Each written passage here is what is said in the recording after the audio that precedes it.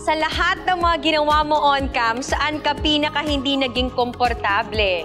Anong role ito? Okay. Siyempre, during my younger years, I would do shows na may mga kissing scenes.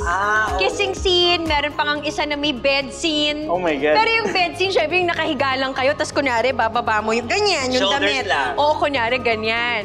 So yun. So, syempre, hindi ako comfortable kasi it's weird to be beside someone on a bed. Pero syempre, for sure, gwapo yun. Oo naman. Kaya lang syempre, nakakailang pa rin. Kasi I remember may isang akong ginawa na show na may matinding kissing scene. Tapos, yung kissing scene namin parang very passionate. So parang paikot-ikot sa pader. So, pak!